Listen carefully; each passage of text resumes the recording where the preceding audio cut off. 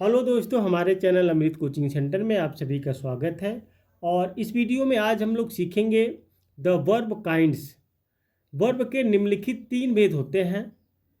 पहला होता है इंट्रांसिटिव वर्ब, अकर्मक क्रिया।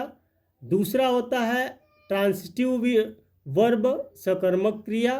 और तीसरा होता है लिंकिंग वर्ब, संयोजक क्रिया। उसके बाद और होता है ऑक्सिलरी वर्ब। ये क्या होता है, इसके बारे में भी हम लोग हिंदी अनुवाद के साथ सीखेंगे, पूरा ट्रांसलेशन के साथ सीखेंगे। ऑक्सिलरी वर्ब यानी सहायक क्रिया, ये भी 2 प्रकार की होती है। प्राइमरी ऑक्सिलरी वर्ब्स ये क्या होते हैं, इसके बारे में भी सीखेंगे। और मॉडल वर्ब ऑक्सिलरी यानी मॉडल ऑक्सिलरी वर्ब्स, इसके बारे में भी हम लोग सीखेंगे बहुत ही आसान तरीके से। बारी बारी इसका प्रयोग किस तरीके से होता है, इसकी पहचान क्या होती है, वर्ब के बारे में हम लोग जानते हैं। एक सहायक क्रिया होती है और एक मुख्य क्रिया होती है, लेकिन कैसे हम लोग पहचानेंगे, तो इस वीडियो को अंत तक जरूर देखिएगा ताकि आपको आसान तरीके से समझ में आए और सही तरीके से आप इसका पहचान कर सके और इसका उपयोग कर सके। अब यहाँ पे हम द वर्ब यानी क्रिया के बारे में कुछ एग्जाम्पल से के साथ सीखते हैं। पहले इसकी डेफिनेशन देखते हैं। वह शब्द वर्ब यानी क्रिया कहलाता है जो किसी वस्तु या स्थान के विषय में कुछ बताता है या किसी कार्य के करने या होने को प्रकट करता है। तो a verb is a word which says what a subject does, what is done to it और व्हाट इट इज। जैसे example, Ram is a student, Ram एक छात्र है। तो यहाँ पे इज लगा हुआ है, यह एक क्रिया है, वर्ब है, लेकिन कौन सी क्रिया है, सहायक क्रिया है या मेन क्रिया है। तो इस प्रकार से हम लोग सीखेंगे। अरुण हैज़ 2 ब्रदर्स, अरुण के 2 भाई हैं। ही वॉज इल, वह बीमार था। Atul became a doctor, Atul doctor बन गया। बर्ड्स फ्लाई, पक्षी उड़ते हैं।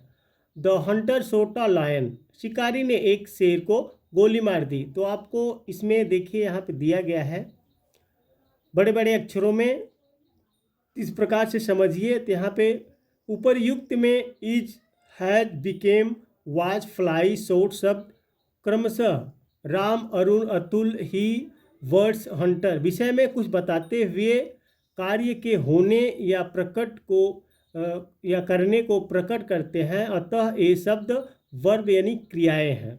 प्रत्येक सेंटेंस में वर्ब बहुत आवश्यक होता है, वर्ब के बिना वाक्य नहीं बनता है।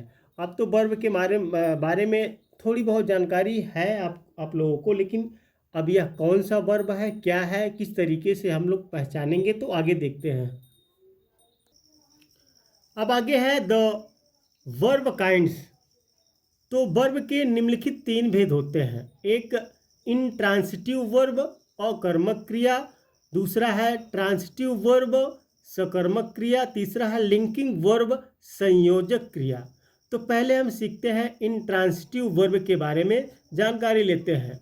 वे वर्ब जिनके साथ ऑब्जेक्ट कर्म का प्रयोग किए बिना सेंटेंस का अर्थ पूरी तरह समझ में आ जाए, इंस्ट्रांटिव वर्ब अकर्मक क्रिया कहलाते हैं।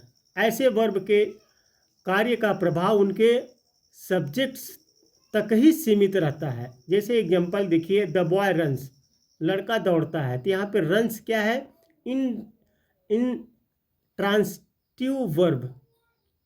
और डॉग बार्क्स, यहाँ पे बार्क क्या है, वो भी है, कुत्ता भौंकता है। तो ये भी है इंट्रांसिटिव वर्ब।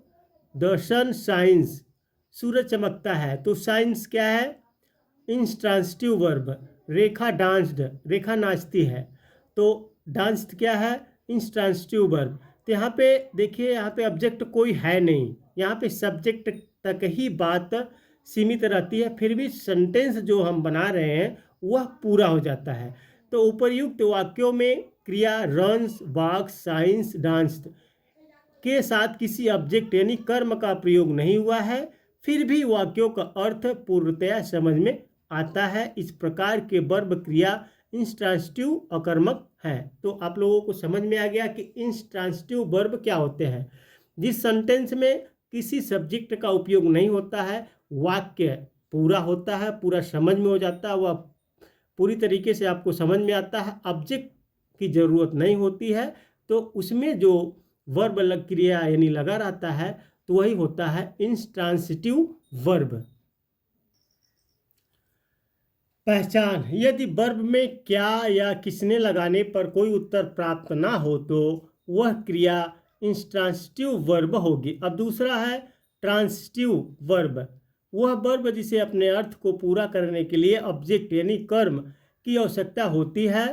ट्रांसिटिव वर्ब सकर्मक क्रिया कहलाता है। जैसे एग्जाम्पल देखिए, ही बॉट अ बुक, उसने एक किताब खरीदी।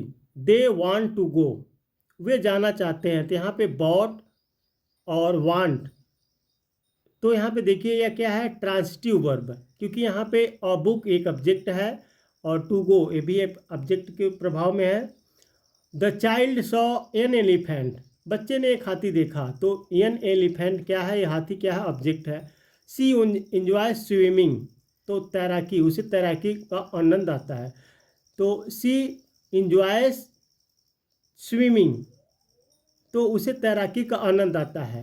तो यहाँ पे स्विमिंग क्या है, एक ऑब्जेक्ट यानी तैराकी हो गया, ये भी ऑब्जेक्ट है। तो इस प्रकार से यहाँ पे आप लोग देखिए, इसमें ऑब्जेक्ट का होना बहुत ज़रूरी है, तभी वाक्य हमको समझ में आता है। यदि हम लोग यहाँ पे ही बॉट आ बुक को हटा दिया जाए तो वाक्य पूरा नहीं होगा। यहाँ पे ही वांट, अब क्या चाहता है, क्या करना चाहता है, तो यहाँ पे समझ में नहीं आएगा।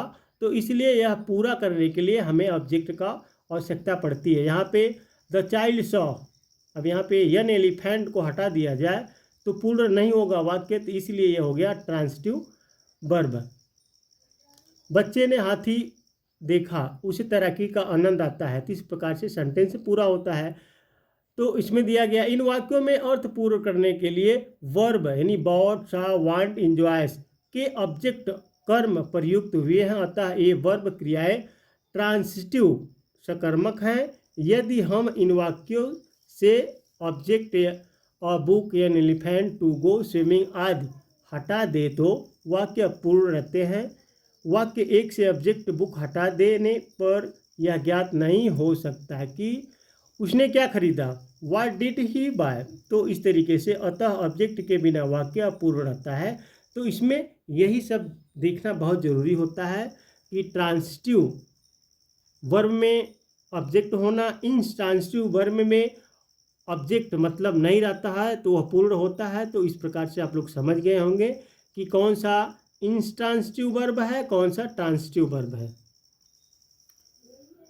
पहचान, यदि वर्ब में क्या या किसने लगाने पर उत्तर में कोई व्यक्ति या वस्तु प्राप्त हो तो वह क्रिया ऑब्जेक्ट कर्म होते हैं, ट्रांसिटिव वर्ब होगी।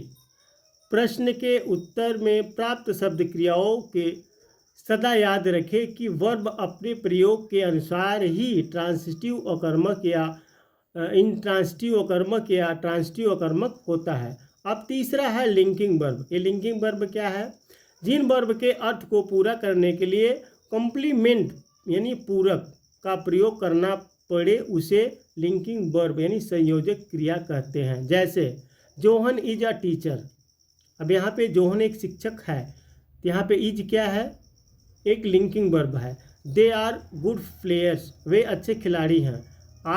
आर क्या है, लिंकिंग वर्ब, तो यहाँ पे एक पूरक लग रहा है। इस वाक्य को पूरा करने के लिए इज यहाँ पे आर लगाना पड़ रहा है। अगर आर को हटा दिया, दे गुड प्लेयर्स, तो सेंटेंस पूरा नहीं बनता है, समझ में नहीं आता है। तो इसलिए द डॉक्टर वाज इन, तो डॉक्टर अंदर है, अंदर थे। वी वर प्रेजेंट देयर, हम वहाँ उपस्थित थे। तो इन वाक्यों में इज आर वाज वर क्रियाओं के अर्थ को पूरा करने के लिए क्रमशः टीचर प्लेयर्स इन प्रेजेंट का प्रयोग किया गया है। ये शब्द ऑब्जेक्ट कर्म नहीं है बल्कि वर्ब के कॉम्प्लीमेंट्स पूरक हैं।